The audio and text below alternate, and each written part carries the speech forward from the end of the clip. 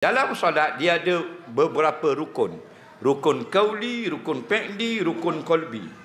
Rukun ni apa benda makna dia?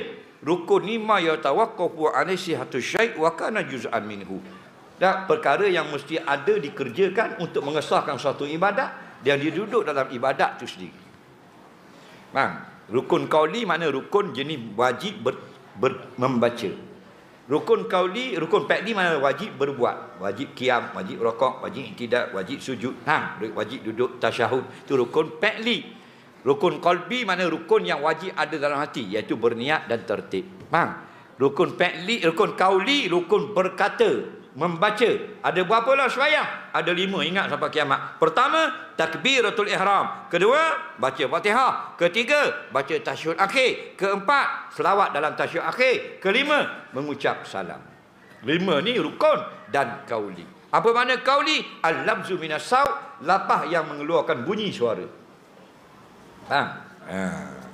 Jadi bila sebut rukun qauli, mestilah sebut sampai dengar di telinga. Sekurang-kurang kata Imam Nawawi, al-isma' bi nafsih, dengar di telinga sendiri. Bismillahirrahmanirrahim. Sah. Takbir gitu juga. Allahu Akbar. Alif lam lam alif kaf ra. Mesti dengar 8 huruf. Alif sampai ra. Allahu Akbar. Sah. Kalau Allah bunyi, Akbar tak bunyi, tak sah. Allah. Tidak sah. Fatihah 156 huruf. Daripada bismillah sampai waladhdallin 156 huruf. Pandangan jumhur 155. Kerana jumhur baca Maliki Yaumiddin, tak ada mat pada mat. Kita baca Maliki Yaumiddin ada alif 156 huruf. Okey, mesti bunyi sama. Tapi kalau ada bising tak ada masalah. Contoh tengok Maliki Yaumiddin. Jangan Maliki Yaumiddin, jangan buat gitu.